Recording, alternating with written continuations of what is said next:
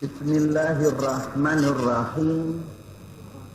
Assalamualaikum warahmatullahi wabarakatuh.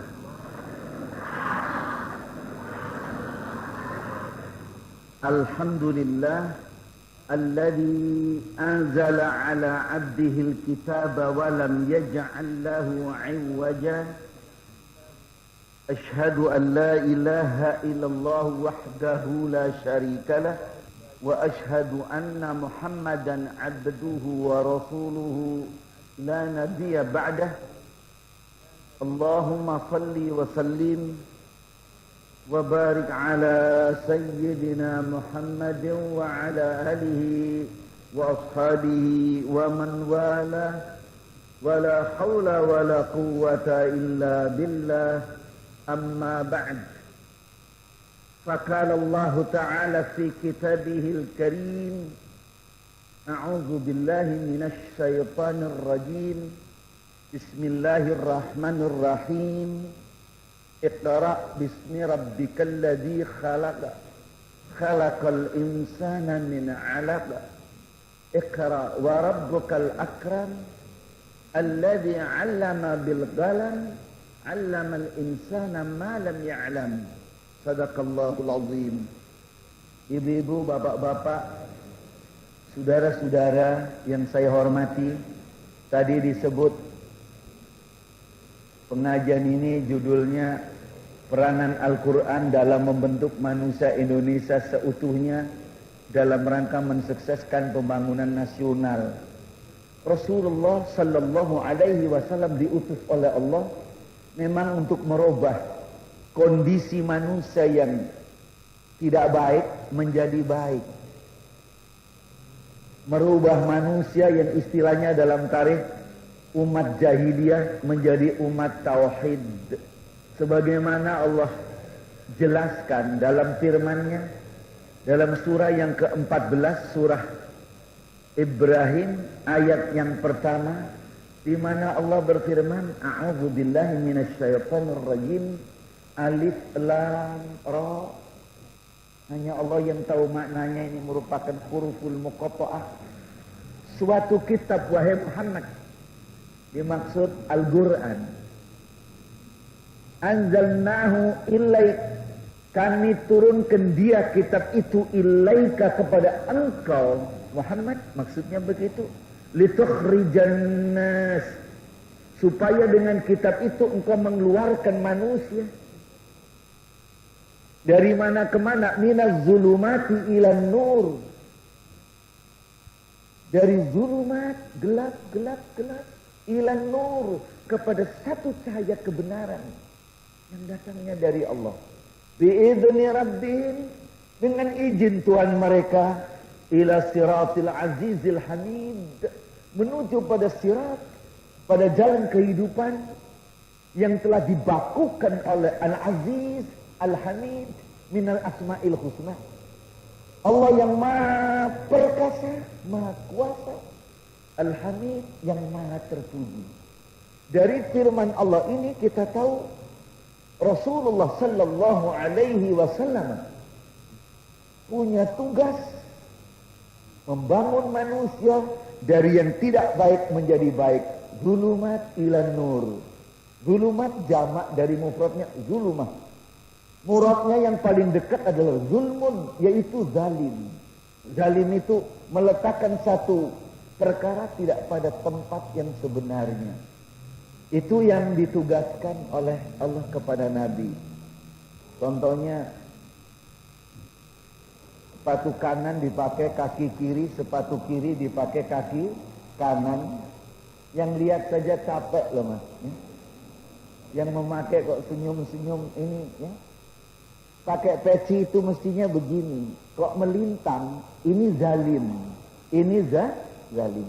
Kalau sudah urusan peci sepatu sudah zalim, apalagi yang bukan Tuhan dituhankan. Ini sudah super zalim. Nah ini Nabi tugasnya ke situ dulu.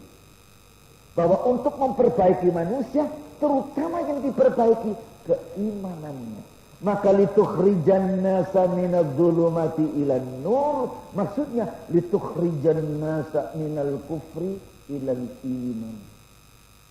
Memperbaiki manusia dari kufur kepada iman. Kufur apa, iman apa? Dimaksud dengan tegas, litukhrijan nasa minasyirki ila tauhid.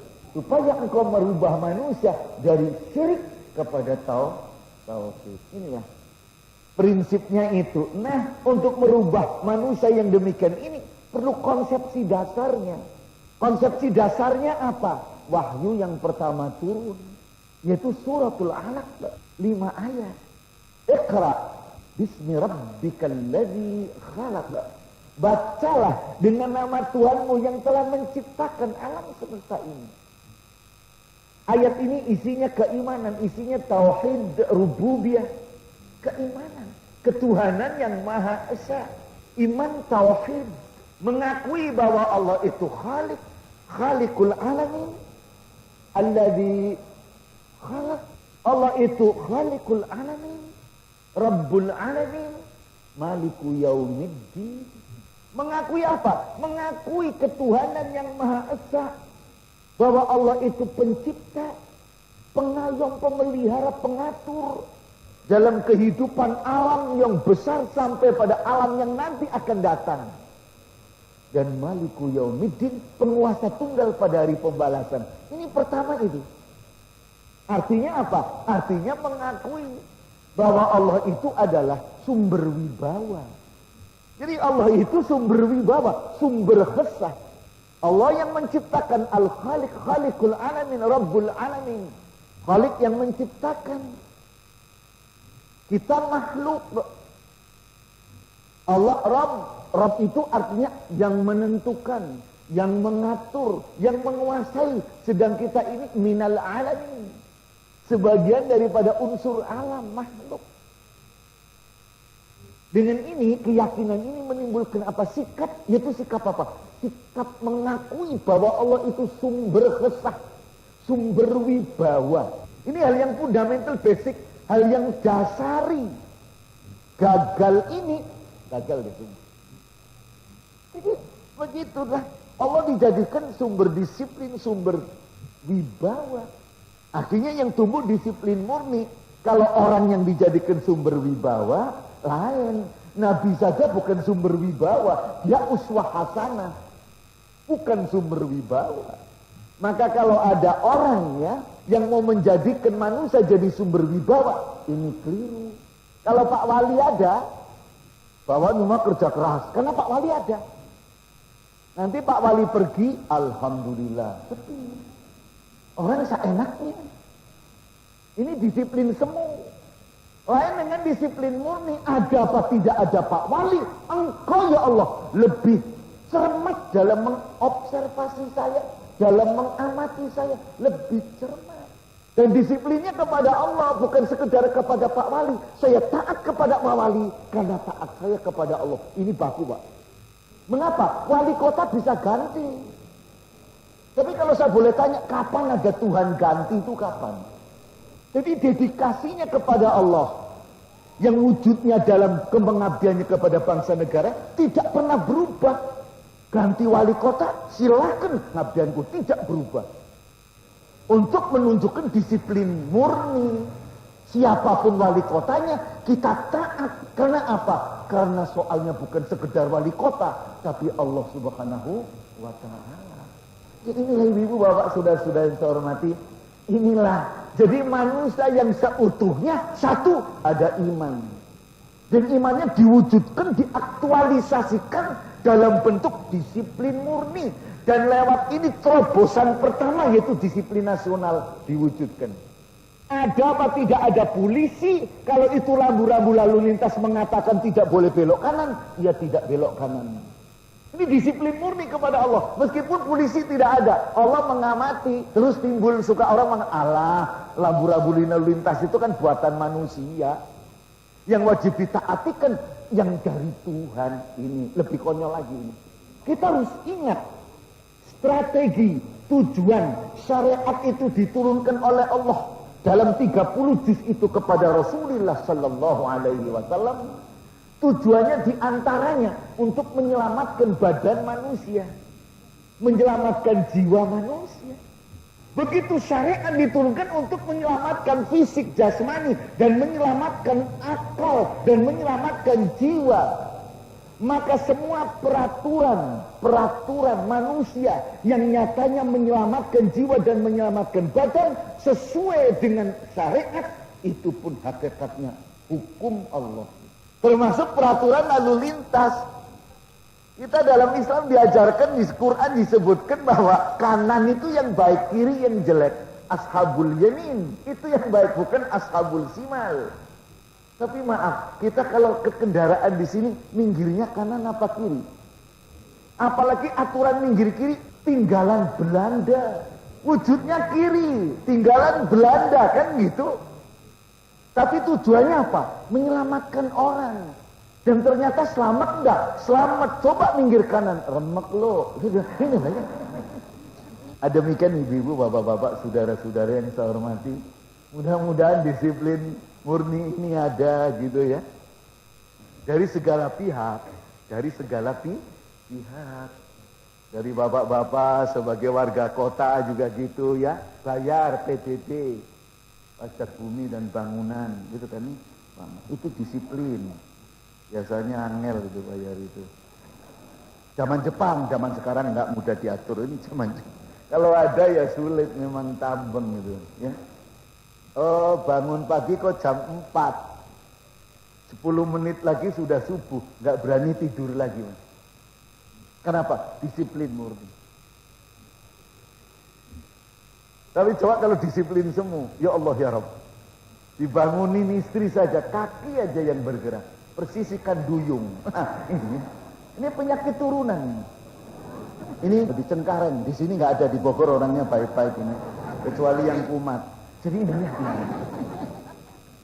Satu, iman, tauhid kuat, disiplin murni kokoh. Enggak apa? Disiplin pribadi kuat, self control, ya, kontrol pribadi kuat. Kenapa? Merasa diobservasi Tuhan, mau berbuat apa? Berani berbuat jelek. Tangan baru in action berbuat jelek, ingat, ya Allah, Engkau melihat. Berani. Tapi kalau imannya pas-pasan, coba aja. Iman pas-pasan, iman kok pas-pasan, coba dong. Begitu berbuat jelek, hidup pegang, ingat, Tuhan lihat. Tapi karena imannya pas-pasan, malah mentolerir diri. Lah sekali-sekali, lah ini. Tuhan kan ngerti butuh saya. Loh, Tuhan diajak PSP, coba dong. Apalagi mertuanya. Kenapa? Disiplin murni tidak ada. Kenapa? Tauhidnya tidak kuat. Yang kedua, khalaqal insana min 'alaq. Dia Allah menciptakan al-insana, manusia itu, min 'alaq, dari segumpal 'alaq. Ini isinya akhlak. Alaq itu darah, kayak marus. Menyebutkan pada salah satu stadium pada proses evolusi embrional. Pada waktu terjadi sperma membuahi ovum, itu terjadi proses konsepsio, lalu mulai terjadi proses evolusi embrional. Pada kira-kira umur, kalau ada orang miskran teguh,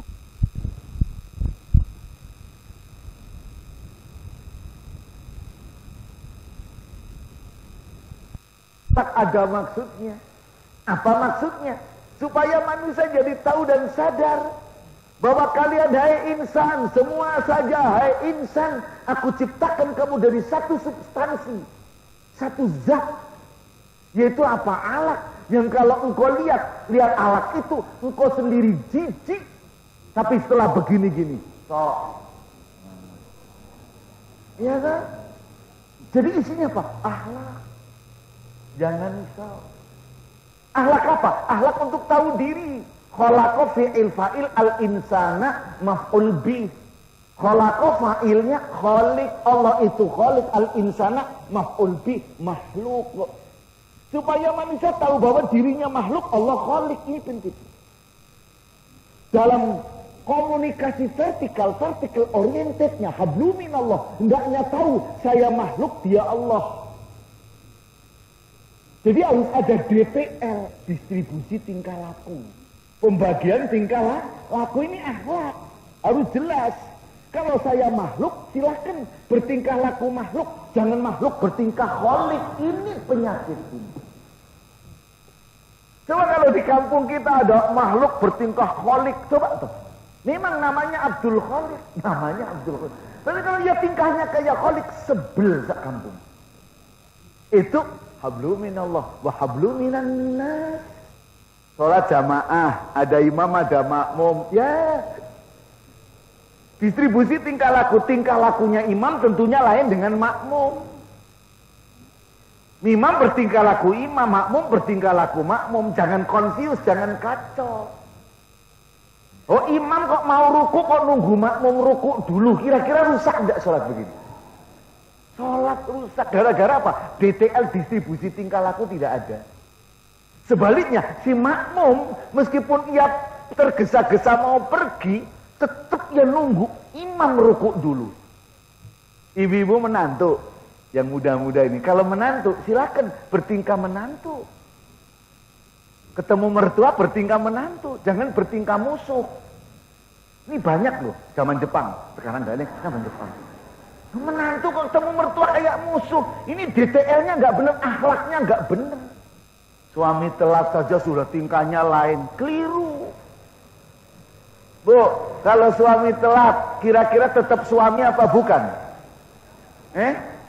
Mumpung belum pulang, tanya saya.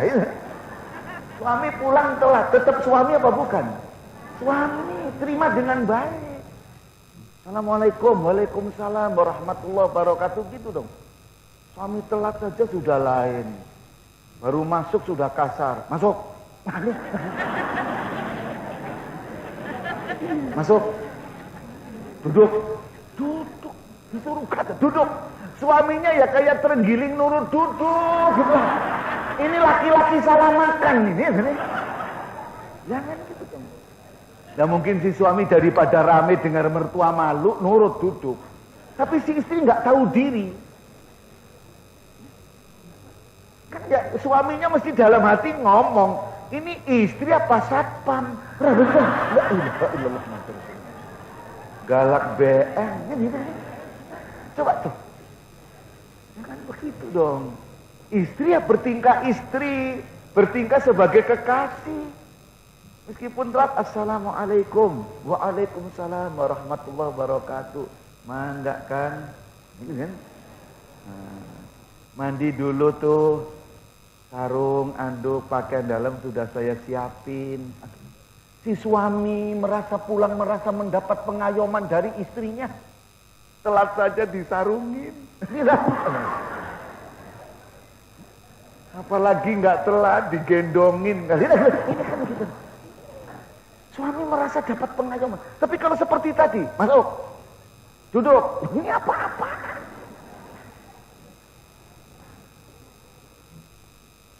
Tapi maaf juga, si bapak juga begitu ya. Kalau pulang ke rumah ya sudahlah, bersikap kekasih, jangan macam-macam. Mentang-mentang lurah. Ini ada kan lurah datang kan ini nih? Ada nggak? Biar ngerti deh. Tuman. Mentang-mentang lurah, apapun, maaf ini tidak hanya lurah, apapun pangkat jabatan tinggalkan. Di kantor. Yang pulang ke rumah itu kekasih. Istri dari pagi sampai siang sore judulnya apa? Menanti kekasih pulang. Ini ibu-ibu dengar begini seneng sekali, seneng. Ya? Maaf, ibu-ibu, bapak-bapak, saudara-saudara rakyat, silakan bertingkah rakyat, jangan rakyat bertingkah pemimpin. DTL nih. Kalau rakyat silakan bertingkah rakyat. Jangan bertingkah pemimpin. Maaf, yang di sebelah sini, yang jadi pemimpin silakan bertingkah pemimpin. Jangan pemimpin bertingkah rakyat. Adil, DTL distribusi tingkah laku. Ini cun nanti. Yang ketiga, Iqra wa rabbukal akram. Baca sekali lagi, dan Tuhanmu akram. Akram isim tabdil, bentuk superlatif. Maha pemurah. Buktinya pemurah apa? Tidak pernah ingin hidup dihidupkan oleh Allah. Yang memberi hidup Allah. Tidak pernah ingin hidup, tidak pernah bercita-cita dan berencana untuk hidup, dihidupkan oleh Allah. Siapa yang pernah ingin hidup siapa? Sebelum hidup. Apalagi ngerti hidup begini sulit, siapa ingin hidup? Gak ada. Dihidupkan oleh Allah. Setelah hidup dihidupi. Setelah dihidupi butuh mati. Maaf, siapa yang ingin hidup terus? Tunjuk jari. Kita butuh mati. Allah Ar-Rahman Ar-Rahim dimatikan. Habis mati tidak disia-siakan. Apa? Dibalesi. Akram. Tidak ingin hidup dihidupkan, setelah hidup dihidupi. Hidup masih di dalam rahim ibu, ruhnya ditiupkan oleh Allah. Begitu janin sudah punah, summa sawahu. Kemudian dia Allah menyempurnakan bentuk janinnya. Janin itu sempurna, wa nafakha fihi min ruhihi. Lalu dia Allah meniupkan ruh dari samping kekuasaannya kepada jabang bayi itu. Surah 32, As-Sajdah ayat 9. Saya ulang lagi, Bapak ngerti apa soal anak? Ngerti mateng. Wah, Bapak. Ibu-ibu seneng ini, ibu-ibu seneng ini. Ibu-ibu seneng dalam hati ngomong terus Pak, terus.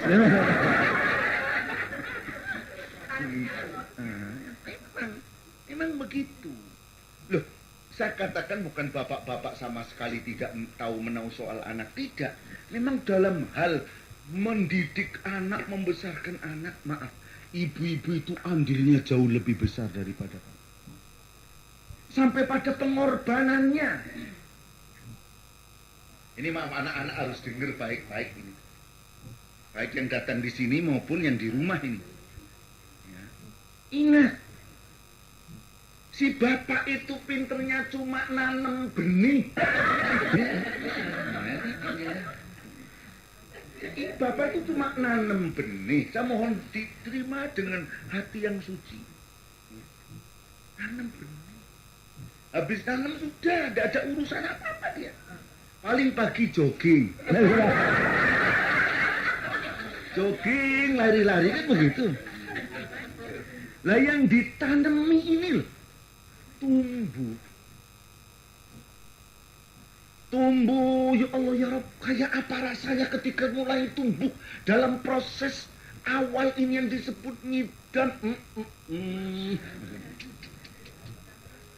Ya, rasanya mual, rasanya nggak enak. Ada yang sampai tidak kober kemasukan nasi sampai bayi lahir. Ya makan, muntah lagi, minum, muntah. Ada yang begitu. Tapi ada juga yang makannya makin banyak. Itu kalau orang Jawa namanya ngebo. Coba. Ya Allah ya Rabb, makin lama makin payah. Allah sendiri, Allah sendiri menyatakan pada wanita yang sedang hamil, wahnan ala wahn, makin lama makin susah, makin payah, sang saya rekoso rasane ngurip. Jalan saja ibaratnya melaku kemauan, tindak kemauan lirik rembetan. Yang biasa tenis tidak tenis. Ibu-ibu yang tenis ada, tidak tenis. Demi apa? Demi bayi yang ada di rahimnya. Si ibu bertapa. Ya Allah ya Rabb. Ya, dalam keadaan ngidam yang semacam itu, kalau suaminya sayang lumayan. Loh, kalau suaminya nggak sayang ya tinggal pergi aja. Jadi sambil tinggal siaran aja. Ya Allah ya Rabbi. Makin besar nanti kalau sudah makin besar bayi makin tua. Ya Allah ya Rabbi. Tidur miring sulit, telentang napas payah. Akhirnya diganjel bantal, kepalanya agak kayak duduk dikit. Begitu rasanya seorang ibu. Demi supaya anaknya sehat, baik. Sampai ada anak orang yang sampai berani pada ibu. Lah sudah demikian ini, anaknya di dalam rahim jadi beban ibu. Indekos gratis. Indekos gratis. Ada yang tergesa-gesa 7 bulan lahir. Selak nggak betah di dalam, gerah. Ada yang kesenangan setahun lebih enak aja, nggak mau keluar-keluar, itu ada. Aduh, gratis kok ya. Lahir brol si bayi. Ketika melahirkan itu yang sedih siapa, yang susah siapa? Ibu bukan bapak. Begitu melahirkan di kamar bersalin, mungkin ditunggu bidan atau mungkin juga di samping bidan ada dokter. Ya Allah, ya. Kayak apa seorang ibu di kamar bersalin? Apa anaknya lahir selamat apa tidak? Ya Allah, ya Rabb. Nanti pada melahirkan dengan penuh kekuatan top. Sampai si bidan mengatakan, terus bu, terus bu, terus bu. Begitu, ya Allah, supaya bayi lahir kekuatan dikeluarkan semua oleh si ibu. Andai kata malaikat maut datang menanya kepada si ibu, "Hai perempuan, yang mati kamu apa anakmu?" Andai kata sampai malaikat mau bertanya begitu, barangkali si ibu akan mengatakan, lebih baik aku yang mati biar anakku yang hidup. Ini seorang ibu. Jihad. Berjuang demi anak. Dalam keadaan yang semacam ini di kamar bersalin, si bapak di luar kamar bersalin ngerokok.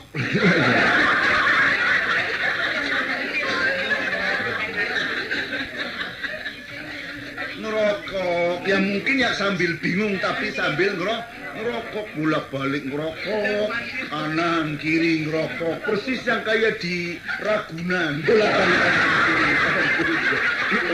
Kan gitu kan? Yang di Ragunan di kanan kan gitu, bolak-balik kanan kiri. La ilaha illallah. Sambil ngerokok. Kalau yang nggak suka ngerokok sambil ngemut permen. Ini yang sedang passion supaya anak lo dengan segala tenaga sisa yang masih ada, jangankan ngemut permen, nelen ludah belum tentu sempat. Ambil passion supaya anak lo sambil air mata diperas. Ini maaf supaya anak-anak ngerti ini. Lahir belum selamat sehat, cakep cekat cukup. Ibunya selamat, anaknya selamat, karena ibu mengatakan biar anakmu yang hidup atau mati gak apa-apa, malah dihidupkan dua-duanya oleh Allah. Begitu sudah lahir sehat, sudahkah selesai pengorbanan ibu? Belum. Ibunya masih harus rela darahnya disedot oleh bayi. Berupa apa? Air susu diminum anaknya. Silakan nak. Rela. Dan maaf, bangga kalau bisa mimik. Kalau sampai air mimiknya tidak keluar, dan kalau si anak tidak mau mimik, si ibu sedih. Ya, bapaknya volley, tenis, bowling, macam-macam. Ini si ibu masih di rumah.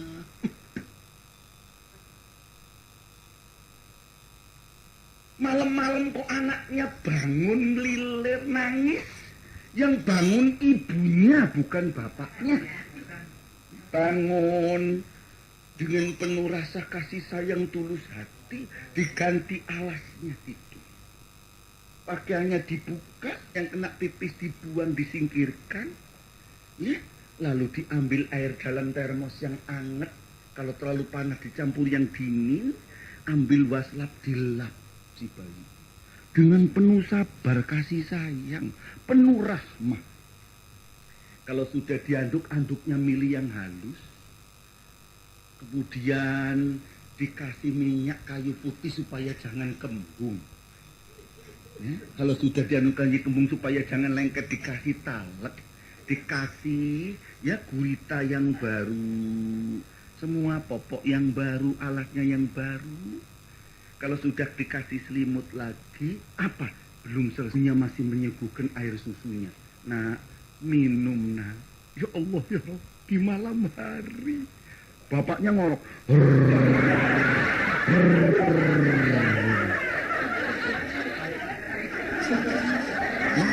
Bapaknya ngorok.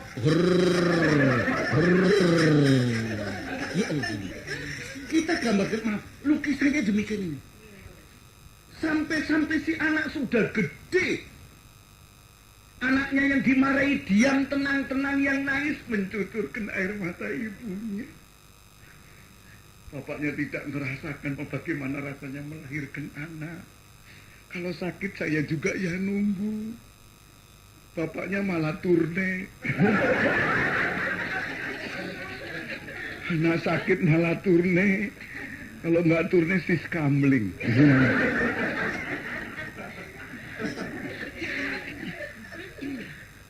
Saya dari cerita awal sampai ini ingin menunjukkan, mengilustrasikan betapa ibu pengorbanannya untuk anak.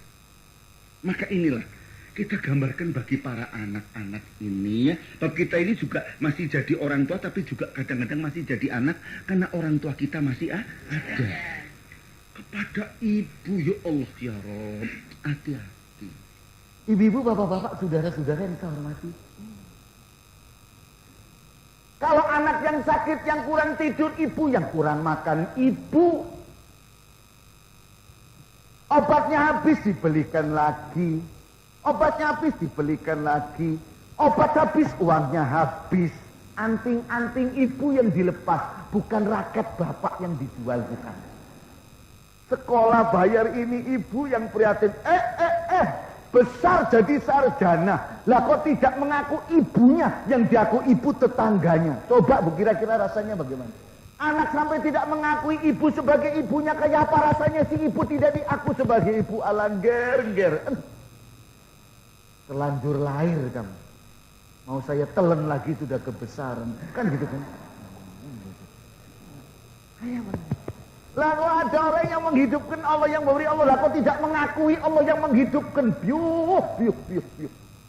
Segede apa durhaka orang ini kepada Allah. Jadi karena yang menghidupkan Allah, apa-apanya Allah, wajib berterima kasih kepada Allah. Terima kasih kepada Allah berwujud apa? Ibadah. Jangan beribadah kepada yang lain. Pengabdiannya kepada Allah. Dalam melaksanakan segala sesuatu apapun, makna ibadah secara kuli, secara menyeluruh, satu tujuannya menuju ridho Allah. Ini jiwa ibadah. Kita datang di sini, yang duduk, yang ngomong, saya, yang lain-lain, satu yang dituju ridho Allah. Jadi ada titik koordinat, ridho Allah, insya Allah selamat.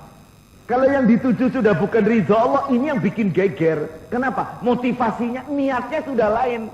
Bapak, ruhul ibadah niatun, wa ruhun niati ikhlas.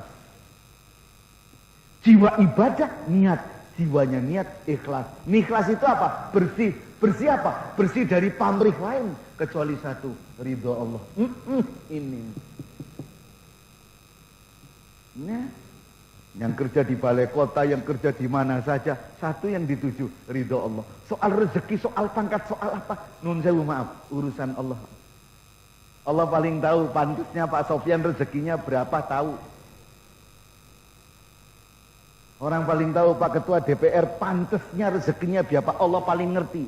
Al-Khabir, Allah itu Khabir, Maha mengerti kelayakan hambanya. Orang mengerti layaknya, Qasim ini kira-kira umurnya layaknya berapa, itu Allah ngerti. Ibu ini kira-kira umurnya berapa layaknya, Allah yang paling ngerti. Serahkan pada Allah. Apa hidup bisa senang kalau tidak diridhoi Allah? Kalau orang tidak diridhoi oleh Allah, apa hidupnya bisa enak? Maaf, sering saya jadikan contoh.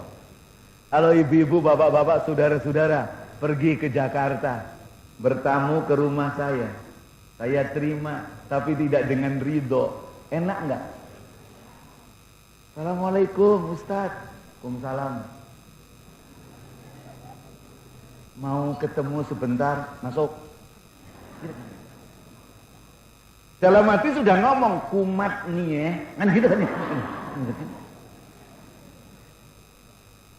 Udah masuk, duduk. Minuman keluar, kue keluar, silakan telan. Kira-kira gimana kira-kira? Ya disilakan, tapi tidak dengan penuh ridho. Mesti mungkin ibu ngomong, bapak-bapak saudara kan berkata dalam hati, sudah rumahnya jelek, yang punya lebih jelek dari rumahnya. Kira-kira tahan lama nggak duduk di kursi saya? Enggak deh. Baru di rumah Qasim tidak diridhoi oleh si Qasim. Ora enak rasanya hati. Nah gitu kan? Jangankan di rumah orang Jawa, ibu-ibu kalau sedang tidak diridhoi suami, enak nggak di rumah? Enggak, tidur aja pindah kamar. Ketawa kan ngaku. Si suami juga gitu, di rumah sendiri kalau istri sedang tidak ridho, coba. Istrinya siaran amatir terus. Kira-kira betah di rumah enggak? Enggak. Pergi. Ditanya istri, kemana? Tenis. Pulang tenis loh. Tenis kok punggungnya kering. Di rumah sendiri, karena ada yang tidak ridho, tidak enak. Kalau boleh saya tanyakan, kita hidup di bumi ini, bumi milik siapa? Air yang kita minum ini milik siapa? Udara yang kita hirup gratis milik siapa? Ibu-ibu, bapak, saudara-saudara yang saya hormati, dan itu memang strategi Allah menciptakan manusia hanya untuk beribadah kepadanya. Wa ma khalaqatul jinna wal insa illa liya'budun. Dan tidak aku ciptakan jin dan manusia kecuali supaya mereka beribadah kepadaku. Baik. Sekarang apa ada tuh manusia bisa beribadah sendiri? Ada enggak? Tidak ada orang bisa ibadah sendiri, tidak ada. Bahkan ditetapkan oleh Allah, ibadah pun, sholat pun kalau berjamaah itu lebih afdol daripada sholat sendiri. Kita sekarang ngaji MTQ, Musabaqah Tilawatil Quran, apa bisa sendiri? Butuh apa? Butuh hidup berjamaah, butuh hidup bersatu. Tidak ada orang beribadah yang menghasilkan takwa tanpa persatuan, itu tidak mungkin. Tanpa keutuhan umat itu tidak mungkin. Ya ayyuhalladzina amanu, hai orang-orang yang beriman, ittaqullaha haqqa tuqatih. Takwalah kalian kepada Allah dengan takwa sebenar-benar takwa, takwa yang konsisten, takwa yang terus dawam, istiqamah. Wala tamutunna illa wa antum muslimun. Dan jangan sekali-kali kamu mati konyol, mati murtad, mati kumat. Jangan. Illa wa antum muslimun. Kecuali kamu mati dalam keadaan muslim. Ayat 102 Ali Imran. Ayat berikutnya, wa'tasimu bihablillahi jami'a. Berpegang teguhlah kalian kepada Allah jami'a, pada agama Allah jami'a, bersama-sama.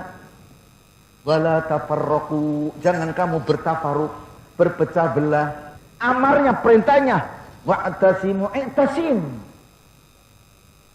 Wawunya ada mengatakan wawu atap, ada wawu ma'iyah, terserah. Tapi yang jelas ada larangan, nahyun, lamnya nahyun. Menurut usul fikih, larangan itu hukum asalnya haram. Nahyun litahrim. Wala tamutunna illa wa antum muslimun wala tafarruqu. Jangan sekali-kali kamu jangan kamu bertafarruq, berpecah belah. Dengan ini Allah sudah memberi isyarat, tidak mungkin takwa itu bisa diwujudkan tanpa keutuhan umat. Inilah persatuan nasional, keutuhan nasional. Maka disebutkan persatuan Indonesia. Supaya mendapat rahmat yang namanya keutuhan umat harus dijaga, keutuhan bangsa Indonesia harus dijaga. Innamal mu'minuna ikhwatun fa aslihu baina akhwaikum wattaqullah. Vertikal hablum minallah, takwa, ikhwah, islahkan, la'allakum turhamun, pasti kamu dapat rahmat. Al-Hujurat 10 ayatnya. Innama, pakai adatul hasr, ini bentuk ikhtisos khusus, tidak ada alternatif pilihan lain, choice lain. Innamal mu'minuna ikhwah fa aslihu baina akhwaikum wattaqullaha la'allakum turhamun. Tidak ada lain, orang yang beriman itu bersaudara. Meskipun sudah bersaudara satu iman, kadang-kadang juga kumat. Karena kumat maka fa'aslihu baina akhaikum. Maka eslakanlah, damaikanlah di antara dua saudara kamu yang mungkin sedang tidak cocok. Hablum minan nas wa hablum minallah wattaqullah. Takwalah kalian kepada Allah. La'alakum turhamun. Pasti kamu mendapat rahmat. Syaratnya 2. Ke atas takwa. Apa? Rukun. Bersatu. Takwa tapi tidak bersatu. Remek. Tidak dapat rahmat apa-apa. Suami istri dua-duanya berupaya untuk takwa.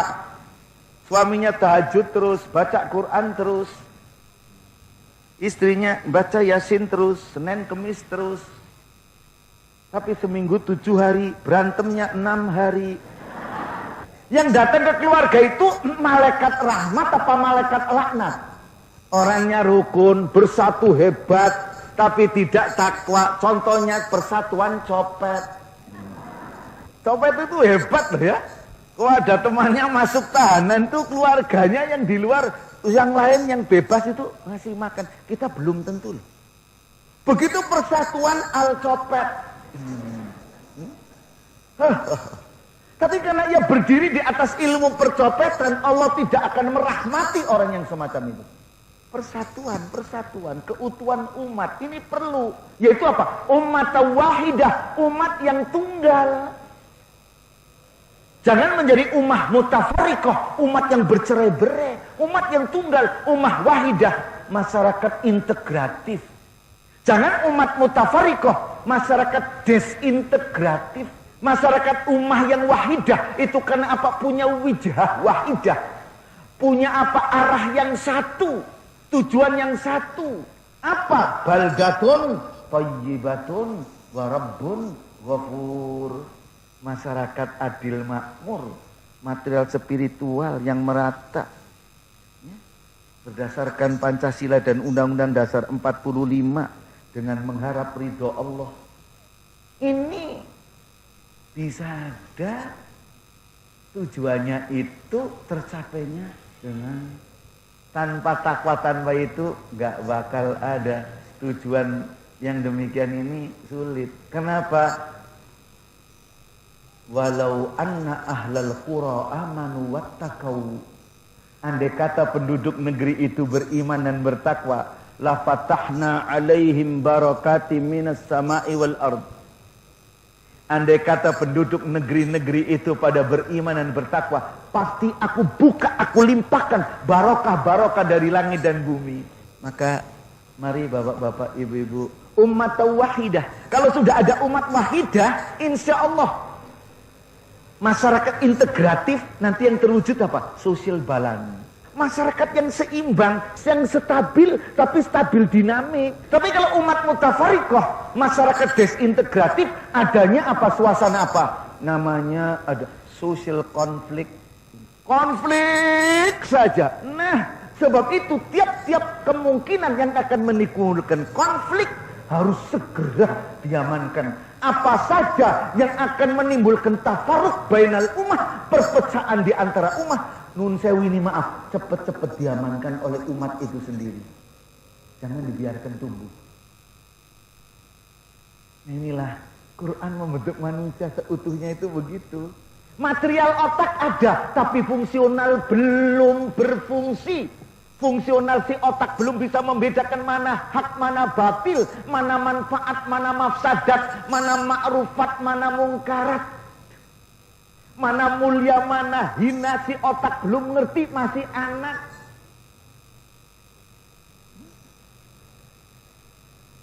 Punya materi otak tapi belum ngerti apa-apa. Istilahnya dalam ilmu fikih belum tamyiz, belum jadi orang yang mumayyiz. Material kuping ada tapi kupingnya belum bisa mendengarkan.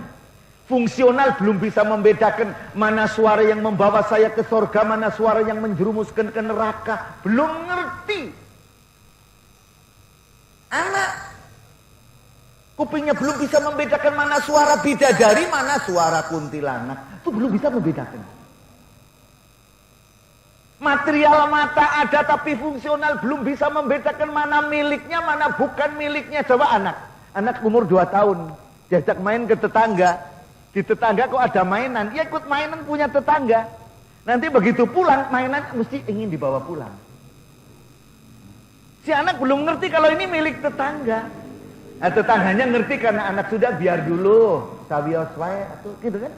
Nanti kalau sudah bosen kan dipulangin. Ini karena anak begitu. Coba kalau bapaknya gitu, kira-kira dijitak RT-nya apa enggak itu? Karena belum mengerti la ta'lamuna syai'a. Lama-lama baru dididik oleh Allah.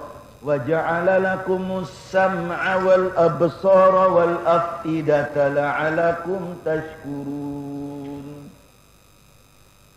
Kemudian Allah menjadikan bagi kamu sam'a pendengaran fungsinya. Wal absara dan penglihatan wal af'idah fu'ad. Daya persepsi, daya memori, daya kreasi dan daya inovasi. Mulai berkembang. Tangan yang dulunya tidak bisa berbuat apa-apa ketika kecil mulai main mistar, penggaris, passer, sampai akhirnya obeng elektronika, teknologi elektronika. Ayat yang kelima isinya apa? Keterampilan, teknologi. Manusia yang utuh, tauhidnya, imannya kuat, akhlaknya luhur, ya. Dedikasi pengabdiannya tinggi, punya ilmu, punya keterampilan. Lah ini mas.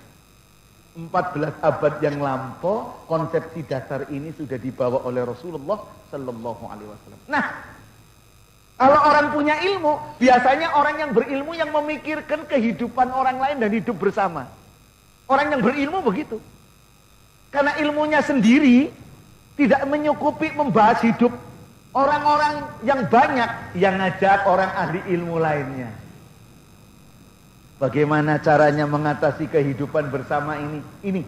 Di sini perlu adanya musyawarah mufakat. Lah yang bisa musyawarah mufakat kan orang yang punya ilmu.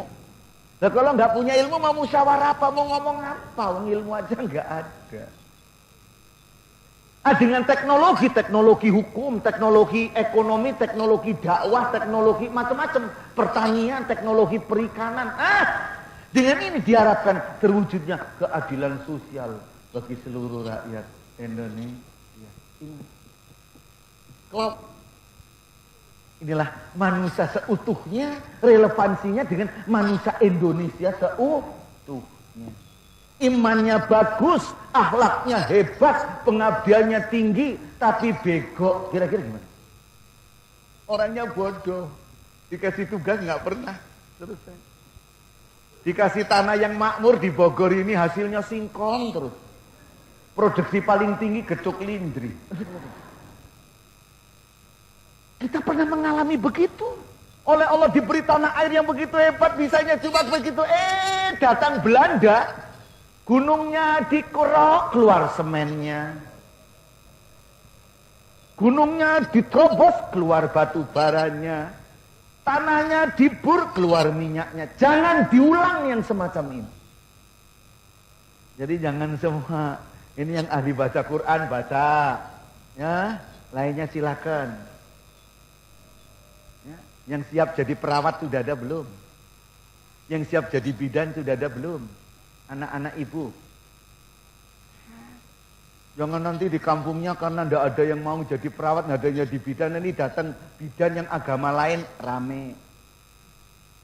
Ini maaf loh, saya lemparkan masalah ini di sini. Bidannya kok begitulah, ibu-ibu sendiri nggak mengkaderkan anaknya jadi bidan. Ayo, yang salah siapa? Ini fardu kifayah loh ini. Mumpung belum pulang, saya kasih PR.